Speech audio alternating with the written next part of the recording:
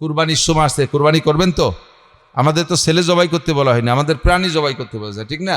তো কুরবানি করবেন, মোটা সোটা দিয়ে কুরবানি করবেন। কুরবানি করে গোস্ত অত নিজে খাওয়ার চেষ্টা করবে না। সিনের গোস্ত, পাশাইতে মোটা মোটা গোস্ত, চুটির গোস্ত মাইটিয়ে ভরজা করিয়ে কলজে দিয়ে কুরবানির আগে জিন্দা কবর একটা কিনে নিয়ে এসে। জিন্দা কবর চেনেন? ফ্রিজ ডিপ ফ্রিজ, এই জিন্দা কবরেরটা তার মধ্যে ভরে থুইছে কতগুলো আড়গোড় বাঙালি বুঙ্গড়ি বাল্য বাসের গিরিয়ে মিরিয়ে আইহে ট্যাংরা তাই নিয়ে বইছে ফলে গরিব গুড়াবাকে দেওয়ার জন্য। এগুলো করবেন না। একেবারে সমস্ত গোস্ত মাইটিয়ে পরান কলিজা ঘিলু পর্যন্ত 3 ভাগ করে 1 ভাগ গরিবদের দিয়ে দেবেন, আর 1 ভাগ আত্মীয় স্বজনকে দেবেন, আর 1 ভাগ খাবেন। পারলে নিজের ভাগের টুকু দিয়ে দেন। আপনি একটা গরু কোরবানি দিতে পারছেন, আপনাকে আল্লাহ তৌফিক দিয়েছে। আর যারা আপনার বাড়ি বাড়ি এসে যে গোস্ত কালেকশন করতেছে, ওরা তো সারা বছর 800 টাকা দিয়ে 1 কেজি গোস্ত কিনে খাওয়ার মানুষের খুবই অভাব। কয়জনে কিনে খাইতে পারে? তাদেরকে আপনি পরাণ ভরে দেবেন। দেখবেন গরিব মানুষ। ফকিরের স্বভাব কি জানেন? ফকিরের স্বভাব, ফকির নিজই বড় লোক, আর দোয়া করে না কোনোদিন। ফকির চাইছে 5 টাকা, তারে 10 টাকা দিয়েছেন, আল্লাহ ইনারে 10 কোটি টাকা দাও। ও আপনারে 10 কোটি দোয়া, ও একবারও কান আল্লাহ আমারে ধনী বানায় দেওয়ার জন্য আমার ভিক্ষরা না লাগে, এক হয় না। ও যে দেয় তারে আরো বড় লোক বানানোর দোয়া রে। তো ফকির রে গরিব রে গোস্ত বেশি দেবেন, ও দোয়া করবে আল্লাহ আগামীর জন্য বলকাকে দুনিয়ে দিতে পারে। আর ওরে একখান আড়গড় দেবেন, তুমি শহীদ হনো, আল্লাহ দেই তো 2 বছর পর ওরও ব্যাগ দিয়ে নামাই দিচ্ছি, দাঁড়া। আড় দিলি কিরম ঠেয়, ওরে ঠেয়ানো বোঝানোর জন্য নামাই দিচ্ছি। আল্লাহ পারে কি পারে না? বড় গরু কুরবানি দেবেন, পরাণ ভরে মানুষকে দেবেন, ভালো কাজে। তাআবানু আলাল বিররি ওয়াত তাকওয়া ওয়ালা তাআবানু আলাল ইসমি ওয়াল উদওয়ান। প্রত্যেক ভালো কাজে একে অপরকে সহযোগিতা করবেন, মন্দ কাজে সহযোগিতা করবেন না, ভালো কাজে বাধা দেবেন না। মাহফিল করবেন, এটা ভালো কাজ। কতগুলো কথা শুনলেন, মাসালা শুনছেন। ইব্রাহিম আলাইহিস সালামের একমাত্র সন্তান তা বৃদ্ধ বয়সে, এই নিয়ে যে কি মোহাব্বত। আল্লাহ পাক রব্বুল আলামিন বলতেছেন, ইব্রাহিম আমার ভালো ঠেকতেছে না, তুমি একদিন উপর দিক চাইতে আর আমারে তালাশ করতে, আর এই যে তোমার ছেলে হওয়ার পরে খালি ছেলে রে দাও, ঘুরি ঘুরি উপর দিকে একটু কম তাকাও, ওই ছেলেরে বাড়ি রাখতে পারবে না। তা কোন জায়গা তো ওকে নিয়ে যাও। জিবরিল আলাইহিস সালামকে দিয়ে বুরাক দিয়ে পাঠাইছে। বুরাকের পিঠে উঠাইয়া জিবরিল আলাইহিস সালাম, ইব্রাহিম আলাইহিস সালাম, সারা আলাইহিস সালাম আর ইসমাইলকে তিনজনকে নিয়ে রওনা দিয়েছে মিশর থেকে। যাইতে যাইতে যাইতে যাইতে কয়েক হাজার, প্রায় 3000 কিলোমিটার পথ যাইয়া এই জায়গাটা যেখানে হাজী সাহেবরা গেছেন দেখছেন, এখন তো মোটামুটি উঁচু করতে করতে অনেকটা সমতল করে ফেলেছে। এখনও কিন্তু কাবার পাশ দিয়ে যে মক্কার শহরের ভিতর দিয়ে যে সমতল, সে সমতলের চাইতে কাবা ঘরের স্থানটা যেটা অবস্থান যেখানে, ওটা কিন্তু বড় একটা পুকুরের ভিতরে। 19 সালে হজে গিয়েছিলাম, বিশাল বৃষ্টি, কাবা ঘরের এই পাশ দিয়ে হেরেমের ভিতরে মাজা পানি হয়ে গেছে। এর কয়েক বছর আগে বড় বৃষ্টি নামছে, চতুর্দিক দিয়ে শুকনা, ওর মাছ মানে শুকাই গেছে, পানি টেনে গেছে। মাঝখানে এত পানি যে হাজী সাহেবরা সাঁতরাইয়া কাবাঘর তওয়াফ করছে। ওইটা একটা বড় পুকুরির মতো, ওখানেই কাবাঘর। কাবাঘর ছিল না, কাবাঘরে শুধু পুতা ছিল, ভিটেডা ছিল। তো ওই জায়গা নিয়ে রাইখা চলেই গেলেন, কোনো মতো ফিরে তাকাচ্ছেন। আল্লাহর হুকুম রেখে যেতেই হবে, এটা আর একটা পরীক্ষা। বাস যেই পথে যাচ্ছিলেন সেইটা রাস্তার নাম রাখছে সারে ইব্রাহিম খলিল। যারা হাজী সাহেব গিয়েছেন তারা জানে, ইব্রাহিম খলিল রোড বলে। ওই ইব্রাহিম খলিল রোড দিয়ে ইব্রাহিম আলাইহিস সালাম যাইতেছিলেন, পাহাড়ের ভাজে ভাজে এরকম রাস্তা ছিল, এখন পাহাড় কেটে অনেকটা কমায় ফেলাইছে। লাস্টে ইব্রাহিম আলাইহিস সালাম সন্তানের টানে সহ্য করতে না পারে পিছনের দিক ফিরছে, একবার একটু শেষ নজর পিছনের দিক ফিরবেন ভাবছে। সারা আলাইহিস সালাম ডাক দিয়ে বলছে, হে আল্লাহর খলিল, জীবনের শেষবারের মতো আপনি বাচ্চাটাকে একবার দেখে যান। উনি একবার ফিরছেন, একবার তাকাইয়া, দ্বিতীয়বার আর তাকাইনি, চোখ মুস্তি মুস্তি চলে গেছে। কত বড় পরীক্ষা! 100,000 মাইলের মধ্যে কিচ্ছু নাই, কোনো মানুষ নাই, কোনো জন নাই, কোনো বাড়ি নাই, কোনো ঘর নাই, কোনো গাছপালা, কিচ্ছু নাই, এরকম একটা জায়গা রেখে গেলেন। এটা আল্লাহর একটা পরীক্ষা। এমন করে 13 বছরের ভিতরে একটা চিঠিও দেয়নি, আসার হুকুম হয় না, ভিতরে তো জ্বলিয়ে যাচ্ছে। 2 মাইপুতি এখানে কোনো মতে আসে, খেয়ে দিয়ে বেঁচে আছে, আল্লাহই ব্যবস্থা করছে। পরে অনেক গড়বড়ি হয়ে গেছে। 13 বছর পরে স্বপ্নে দেখতেছে যে তারা জবাই করতেছে। তো এই 13 বছর পরে স্বপ্নে দেখছে জবাই করতেছে। তো 3 বার, লম্বা কিচ্ছার মাথার টুক বলতেছি, তো সুরা নিয়ে সুরায় ধার দিয়ে চাদরের নিচে সাইরিয়ে সেই মিশরের থেকে চলে আসছে, আইসা কাছে কাছে আসছে, একটু কাছে কাছে আসছে, এখনো বাসায় ঢোকে নাই। দেখে যে বাসার পাশে কাবার অদূরে একটা ছেলে খুব সুদর্শন। তো 3 মাসে তার ধুয়ে গেছে, আর 13 বছর পরে এসে তার চেহারার তো চিন্তিত একটু সমস্যা, সেই ডে না কোনটা। তো দেখে যে বসে বসে খেজুর গাছের ডাল চটা বানাইতেছে, ছেলেটা চাচতেছে। 13 বছর, বেশ মোটামুটি লম্বা বয়স হচ্ছে। তো বলতেছে আসসালামু আলাইকুম মাসমুক ইয়া বুনাইয়া, সালাম দিয়ে বলতে বাবা তোমার নাম কি? তো ইসমি ইসমাইল ইবনু ইব্রাহিম খলিলুল্লাহ আলাইহিস সালাতু ওয়াসসালাম। বলেন না সুবহানাল্লাহ। পরিচয়টা কত সুন্দর দিলেন। এটা মায়ের প্রশিক্ষণ, এটার জন্য কথার সাথে কথা এসে যায়। সন্তানদের কথা বলা শেখাবে মা, এজন্য ভাষার নাম মাতৃভাষা। ভাষার নাম কি? মাতৃভাষা। বাপের ভিটায় বসবাস করে, ভিটের নাম মাতৃভূমি। ভিটের নাম কি? বাংলাদেশ আমাদের পিতৃভূমি কয় কেউ? বাংলাদেশ আমাদের, আমার বাংলা ভাষা এটা মাতৃভাষা। এটা কি ভাষা? কারণ মানুষে ভাষা শেখে মায়ের থেকে, আদর্শ শিখবে মায়ের থেকে, ভাষা শিখবে মায়ের থেকে। মা কেমন করে শিখাইলেন? কেজি স্কুল নাই, কিন্ডার গার্ডেন নাই, প্রাইমারি নাই, হাই স্কুল নাই, কলেজ নাই, মক্তব নাই, হেফজখানা নাই, মাদ্রাসা নাই, কোনো পড়াপড়ির ব্যবস্থা নাই। মা সেই ছোট শিশু বাচ্চাকে এমন করে আদর্শ শিক্ষা দিয়েছে। বাপ, তোমাকে যদি কেউ পরিচয় জিজ্ঞেস করে তাহলে তুমি পরিচয়টা কি বলবা? তুমি শুধু বলো আমি ইসমাইল, তাহলে তোমাকে কেউ চিনবে না। তোমার একটা পরিচয় আছে, তোমার আব্বা বড় বিশ্ববিখ্যাত একটা মানুষ, বাপের সাথে নাম মিলে বলবা আনা ইসমাইল ইবনে ইব্রাহিম খলিলুল্লাহ, আমি ইসমাইল, আমার আব্বার নাম ইব্রাহিম খলিলুল্লাহ। বলি সুবহানাল্লাহ। যখনই বলছে আমি অমকের বিটা অমক, বুকের সাথে জড়াতে ইয়া বুনাইয়া আনা আবুকা ইব্রাহিম খলিলুল্লাহ, বাবা আমি তোমার সেই আব্বা ইব্রাহিম। এরপরে দুই বাপ বেটা জড়াজড়ি শুরু হয়ে গেছে। 2-4 দিন 10 দিন একটু এই প্রেম ভালোবাসা বিনিময় হবে না? এতদিন পর দেখা, রাত্রে একটু গলা জড়াই দিয়ে ঘুমাই থাকবে, 1-2টা রাত একটু এক বিছানায় থাকবে, একটু মক্কা মদিনার মক্কার ফাঁসতে একটু ঘুরবে ফিরবে, বিভিন্ন জায়গায় একটু দর্শনীয় জায়গাগুলো দেখবে, কোনো কথা নাই। ওই গলা জড়াই ধরা অবস্থায় কানে কানে বলতেছে ইয়া বুনাইয়া ইন্নী আরা ফিল মানাম আন্নী আযবাহুকা ফানজুর মাযা তারা। বাবা একটা স্বপ্নে দেখি আসছি। বলেন আব্বা কি স্বপ্ন? স্বপ্নে দেখি আমি তোমাকে জবাই করতেছি। খেয়াল করতেছেন? আমাদের সন্তানদের ফেলাই দিয়ে যদি 12-13 বছর ইন্ডিয়া যাইয়ে হিজরত করে থাকেন, আর 13 বছর পরে আইসে যদি কয় বাপ তোরে স্বপ্নে দেখছিস জবাই করতেছি, ছেলেতে কি জবাব দেবে? আমিও স্বপ্নে দেখছি তোর কুরবানি দিচ্ছি। এই 13টা বছর আমার আর আমার মার ফেলাই তুই চলে গেছিস বিটা, এর মধ্যে খবর নিলি না, এখন চিঠি দিলি না, 2টা চা পাঠালি না, এখন আসবি বড় বড় স্বপ্নে দেখে। আমি স্বপ্নে দেখি তোর জন্য 5 তলা দালান বানাইছি, আমি স্বপ্নে দেখি তোর জন্য 200 বিঘা। এই ভালো ভালো স্বপ্নে তুমি এসে জবই ওরা স্বপ্নে দেখে, আজ তোরে জবই দই। তা আমরা আমাদের ছেলেরা কইতো, কিন্তু ইসমাইল আলাইহিস সালাম কি বলেন? ক্বালা ইয়া আবাতি ফাআল মা তুমার সাতাজিদুনি ইনশাআল্লাহু মিনাস সাবিরিন। আল্লাহু আকবার। কয় আব্বা এ ব্যাপারে বেশি পরামর্শের দরকার নাই, নবীদের স্বপ্ন ওহী। ছেলে বলতেছে নবীদের স্বপ্ন ওহী, আমি আপনি যদি বেশি পরামর্শ করতে বেশি, আমাদের উপর যে আর একটা উপদেশটা আছে, যেই উপদেশটা কিন্তু আপনার নমরুদরে উপদেশ দিয়েছিল, ও আছে না এখনো বেশি আছে না? আছে নাকি? এখন না মরে গেছে পথে, ইসরায়েলের বোমায় মরছে নাকি সে? ও 6.5 জীবন বুড়ি থাকবে।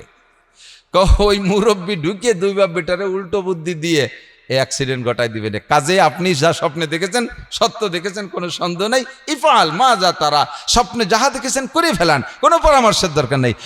মারেও বললেন না, মা মহিলা মানুষ, ওনার দিল নরম, শেষে কান্নাকাটি করবেন না, আপনি আবার উল্টে যেতে পারেন। কাজে কাজে আল্লাহর হুকুম পালন করে ফেলেন। বলেন তো কেসা বাপ আর কেসা বেটা, দুনিয়ায় এর চেয়ে বড় পরীক্ষা হতে পারে? আরে ভাই এটাতে এত প্রিয় সন্তান, এত মহাব্বতের সন্তান, আপনার যে সন্তানটা অনাকাঙ্ক্ষিত, খেয়াল করেন, একটু খেয়াল করেন, অনাকাঙ্ক্ষিত সন্তান বোঝেন নাকি? বোঝেন নাই, টের পান না। অনাকাঙ্ক্ষিত মানে যে সন্তানটা আপনি নিতে চান নাই।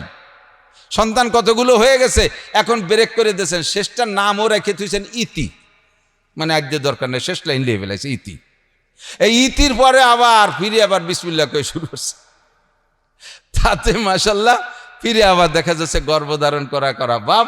এখন দুইজনের সিদ্ধান্ত এ রাখা যাবে না, কোনো মনে না, এই বুড়োকালে লজ্জা শরম জামাইজন হয়ে গেছে, ছেলে পেলে বলে না, কোনোভাবে তা নষ্ট করতে পারেন নাই।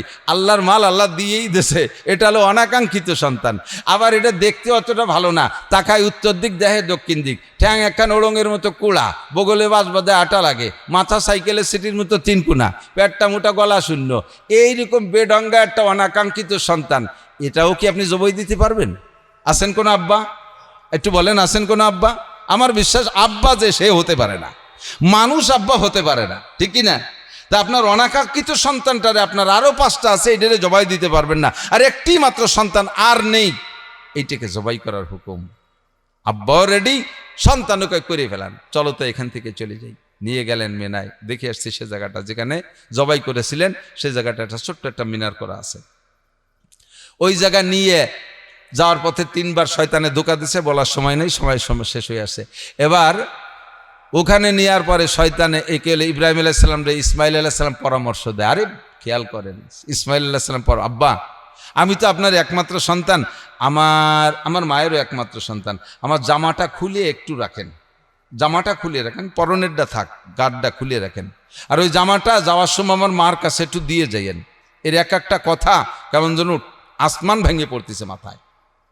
কেন বাবা জামা খুলে দিয়ে যাব কেন? আব্বা, আপনি আজ থেকে 13 বছর আগে আমাকে এখানে রেখে গেছেন, আমাকে আমার মাকে ফেলে রেখে গেছেন, আশেপাশে কোনো মানুষ ছিল না, জনমানবহীন, কোনো খাবারের ব্যবস্থা ছিল না, সামান্য একটু খেজুর একটু পানি দিয়ে গেছিলেন, সব 1-2 দিনের ভিতরে শেষ।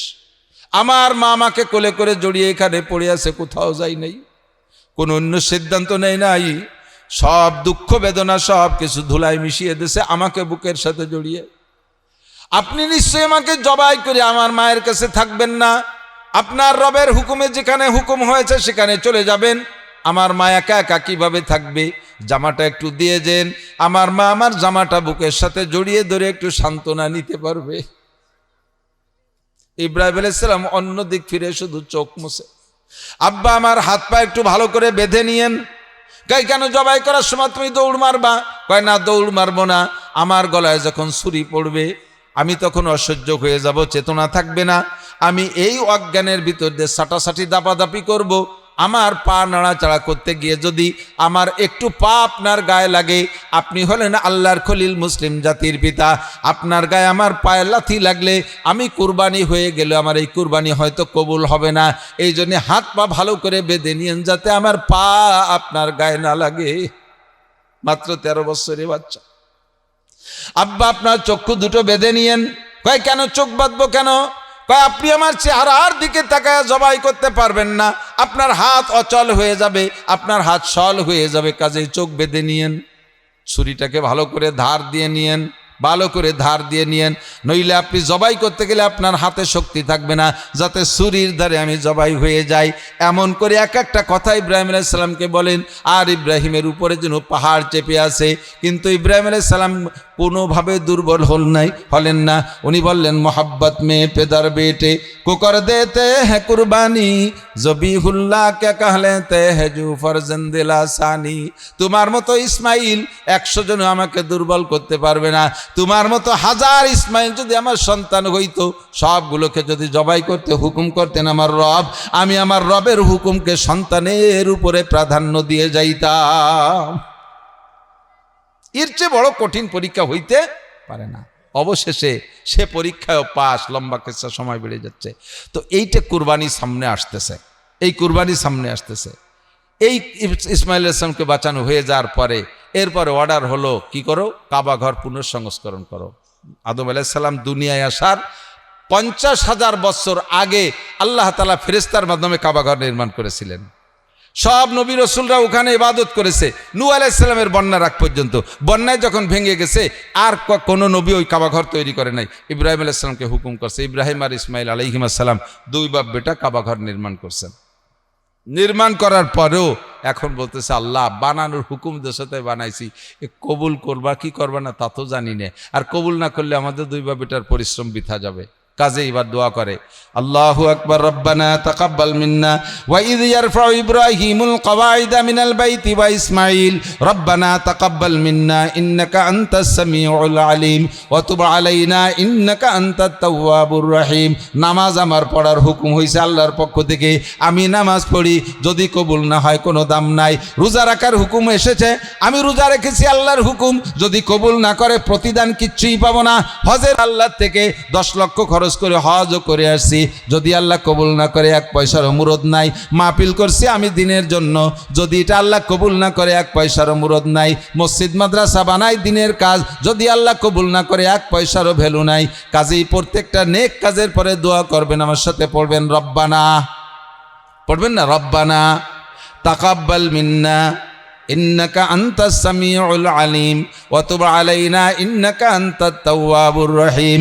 কাবা ঘর যখন নির্মাণ হয়ে গেছে, এবার আল্লাহ পাক বলেন ওয়া আযজিন ফিন নাসে বিল হজ। ও ইব্রাহিম, কিয়ামত পর্যন্ত মুসলমান নামাজ পড়বে, এক এক জাতি গোষ্ঠীর নামাজ এক এক রকম হবে। আখিরি নবী মুহাম্মদুর রাসূলুল্লাহর উম্মতের উপরে 5 ওয়াক্ত খামসু সালাওয়াতিন ইফতারাজাহুন্নাল্লাহ, আল্লাহ পাক 5 ওয়াক্ত নামাজ ফরজ করেছেন। একটু মুখে বলেন নামাজ কয় ওয়াক্ত? আর একবার বলি কয় ওয়াক্ত? মস্ক করাইলাম এজন্য, আহলে কোরআন নামে একটা ফেতনাবাজ দল আছে আমাদের ভিতরে।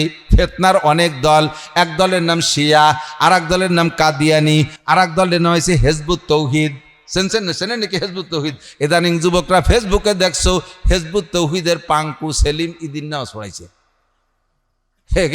লিডারের নাম হলো পাঙ্কু সেলিম। কোরআন শরীফও শুদ্ধ করে ভর্তি করে, থুতিতে এনে খাইজনি বগলের সাইজের কুটি কুটি কাটা দাড়ি, নারী আর পুরুষ একসাথে মাঠে নিয়ে ময়দানে ঈদের নামাজ পড়াইছে। এরপরে মহিলাদের কাছে মাইক্রোফোন দিয়ে তাদের অভিব্যক্তি জানতে চাইছে, আপনি ঈদের নামাজ পড়ে কেমন লাগলো আপনার? মহিলা বলতেছে, জীবনে কোনোদিন আসতে পারিনি, আপনার ওসিলে আসতে পারছি, মহা খুশি ঠেকতেছে। আমাকে আগের হুজুররা আসতে দেয় নেই, পুরুষের সাথে একটা ঠেলা ধাক্কা, একটা আনন্দ, আলাদা একটা আনন্দ, এটা আমাদের খাইতে দেয়নি, এবার এসে খাইতে পেরে দিল্লি ঠান্ডা হয়ে গেছে। এই 6.5 গ্রুপের নাম হলো হেজবুত তৌহিদ। এরপরে আর একটা গ্রুপ বেরোয়েছে আহলে কোরআন। এই আহলে কোরআন বলে যদি আপনার কাছে পরিচয়, আমরা আহলে কোরআন, আপনি মুসলমান, অবশ্যই সাধারণ পাবলিক আহলে কোরআন নাম শুনলে আপনি দুর্বল হয়ে যাবেন। কাদিয়ানিদের নাম দেশে আহমাদি মুসলিম জামাত, এ শুনলে পাবলিক কে দুর্বল না হবে? যে আহমাদি আমার নবীর নাম, মুসলিম মুসলমানের নাম, তাহলে এই দলটা অবশ্যই সত্যি হবে আহমাদি মুসলিম জামাত। এই সুন্দর সুন্দর নাম দিয়ে ইসলামের মধ্যে ঢুকে ধোঁকাবাজি করার চেষ্টা করতেছে যারা, তার ভিতরে একটা দলের নাম হলো আহলে কোরআন। এরা কয় নামাজ 3 ওয়াক্ত, এরা কয় নামাজ 3 ওয়াক্ত। যদি কেউ কখনো এসে আপনাকে কোনোভাবে আহলে কোরআন পরিচয় দেয় নাই, নিজের কোনো সার্টিফিকেট দেখায় নাই, শুধু বলছে যে কোরআনে পেয়েছি নামাজ 3 ওয়াক্ত, আপনারা কেন 5 ওয়াক্ত পড়বেন? আকিমিস সালাতা তরাফাইন, দলিল দেয় আকিমিস সালাতা তরাফাইন নাহারি ওয়া যুলাফাম মিনাল লাইল ইন্নাল হাসানাতি ইউযহিবনাস সাইয়্যাত। এই আয়াতের ভিতরে উনি কোরআন শরীফের ভিতরে নামাজ 3 ওয়াক্ত পেয়েছে। এ কথা বললেই আপনি নির্ঘাত বুঝে নেবেন ওইটা আহলে কোরআনের সদস্য, ওটা আরেকটা নতুন ফিতনাবাজ দল। কথা কন, বুঝতে পারবেন না? এই বুঝ নিয়ে ওরে বলবেন যে বাবা আমরা একদিন পূর্বপুরুষ ধরে 5 ওয়াক্ত পড়ে আসছি। আমাদের এলাকার ফুকরুর হুজুর মৌলানা নুরুল হক সাহেব, গহরডাঙ্গার চন্দ্রদিগেলের আব্দুল ওহাব সাহেব, তারপরে সুটপার খলিল সাহেব, গহরডাঙ্গার সদস্য সাহেব, আমাদের এলাকার যথেষ্ট উলামায়ে কেরাম আছে, সরসিনের হুজুররা আছে, ফুরপুরের হুজুর আছে, সবাই আমাকে সরমনের পিসাব 5 ওয়াক্ত নামাজের কথা কয়। তুই একা এসে নতুন 3 ওয়াক্ত ঠেলি উঠলি, চল যাই এর এক হুজুরির দ্বারে তুই আর আমি একসাথে যাই, দেখবেন জীবনেও কোনোদিন আমার কাছে আসবে না, ওরা কোনোদিনই আনতে পারবেন না। তারাবির নামাজ 8 রাকাত, এই দাওয়াত আপনাদের কাছে দেয় একদল, দেশে না আসে না দাওয়াত? এই 8 রাকাত তারাবির নামাজের দাওয়াত আপনারে দেয়, আমারে দেয় না। খেয়াল করছেন? স্কুল কলেজ ইউনিভার্সিটির ছেলেরা 8 রাকাতের দাওয়াত দেয়, পাবলিকরা 8 রাকাতের দাওয়াত দেয়, মহিলাদের 8 রাকাতের দাওয়াত দেয়। আপনারা এই জায়গা ওর সাথে ঝগড়া করে পারবেন না, কারণ ও যেহেতু দাওয়াত দিতে আসছে, ও প্রিপারেশন নিয়েই আসছে, ও সেভাবে হাতিয়ার তৈরি করেছে, ওর সাথে ঝগড়া করে আপনি পারবেন না। আপনি সংক্ষেপে একটা কথা বলবেন, বাবা আমরা এই এলাকার মানুষ, নাসির সাহেব, মৌলানা নাসির আমাদের দেশের ছেলে হলেও আমরা কিন্তু তারও শুনি। তো উনি যদি মাঠে এসে বলে দেয় যে তারাবি 8 রাকাত, তাহলে তোর এই বাড়ি বাড়ি ভেরিয়ারা লাগবে না। উনি এক মাঠে বলে দিলে হাজার হাজার মানুষ তোর দলে চলে যাবে। কাজে তুই এই ঘুসুর কোনাখানায় দিয়ে সিফা সাফার মধ্যে না ডুয়ে চল, হুজুর বাড়ি আছে, হুজুরই কাছে যাই, কবে যে চলেন যাই, মাঝপথে যে কয় আপনি দাঁড়ান আমি একটু আসতেছি, পায়খানার নাম কয়ে পিছন দিয়ে পলাইছিল, জীবনে কোনদিন আমার দ্বারা যাবে না। ঈদের নামাজে তকবির 6টা না 12টা, এই বলে এই রমজানে চলছে আর এক পাগলামি। ঈদ মুবারক বলা জায়েজ নাই, ঈদ উপলক্ষে নতুন কাপড় কিনা জায়েজ নাই, ঈদ উপলক্ষে নতুন কাপড় কিনা জায়েজ নাই, ঈদ উপলক্ষে খাওয়া খাই জায়েজ নাই, এগুলো সব বেদাত। এই কি যে কবন বুঝে উঠতে পারতেছি না। এই সমস্ত ফালতু গ্রুপ আপনাদের আমাদের মধ্যে আইসা দাওয়াত দিতে দেবে বিভিন্নভাবে। এদের দাওয়াত আপনারা দাওয়াত তো খাবেনই না, বরঞ্চ জবাব আপনি দিতে গেলে হেরে যাবেন। যখনই হেরে যাবেন তখন তারটা আপনার ভালো লাগা শুরু হবে। কাজেই আপনাকে দায়িত্ব দিলাম, একটু মেহেরবানি করে এই নতুন কেউ কিছু বলতে আসলে এটা আমাদের কাছে নিয়ে আসবেন, আমরা অনেক দূর না। এবং বরঞ্চ আমি বর্তমানে আপনাদের কাশিয়ানির ভিতরেও মোটামুটি সেটেল হওয়ার পথে, ব্যাটিবেলা জমি রাখছি, ওখানে মাদ্রাসা টাদ্রাসা ঘরবাড়িটা করি ফেলবানি। দাঁড়ে দাঁড়ে পাইয়ে যাবেন। ভাইটিপাড়ার মোড়ে ওয়াজের সিজনে কমপক্ষে সপ্তাহের 5 দিন আমার রাতে 1-2টার সময় হাসানের চার দোকানে পাওয়া যায়। একটু নিয়ে এসেন, কয়ে যে চল যাই হাসানের চার দোকানে হুজুর আছে, রাত 2টার সময় তোর সাথে বুঝাই দেই। হুজুর একটু তুই বুঝাই দে, হুজুর যদি কয়ে দেয় তাহলে আমরা 8 টাকা না আরো কম ভর্তি করি তাও করবো, দরকারি মুটেই করবো না, জীবনও আসবে না, কোনোদিনও আসবে না। তো নামাজ কয় রেখাত, কয় ওয়াক্ত? আল্লাহ পাক বললেন ইব্রাহিম সারা দুনিয়ায় আখিরি নবীর উম্মত 5 ওয়াক্ত নামাজ পড়বে, পড়তে ওক্তে ওক্তে আজান হবে। বুনিয়াল ইসলাম ওয়ালা খামসিন, ইসলামের ভিত্তি 5টা। শাহাদাতি আল্লাহ ইলাহা ইল্লাল্লাহ, 1 নম্বরে কলেমায়ে শাহাদাত, 2 নম্বরে ইকামিস সালাত 5 ওয়াক্ত নামাজ, 3 নম্বরে ইতাই যাকাত, মাল হইলে যাকাত দেওয়া, 4 নম্বরে ওয়াল হজ, হজ করা, 5 নম্বরে সাওমি রমাদান, রমজান মাসে রোজা রাখা। সারা দুনিয়ার মানুষ 5 ওয়াক্ত নামাজ পড়বে, তার জন্য আজান দেবে। কিন্তু হজ ও ইসলামের একটা ভিত্তি, এর জন্য আজান হবে না। এর আজানটা তুমি ইব্রাহিম দিয়ে দাও। আযদিন ফিন্নাস, কাবা ঘরের পাশে দাঁড়ায় তুমি আজান দাও। ইব্রাহিম ইসলাম হজের আজান মানে হজের আহ্বান, তোমরা হজে আসো।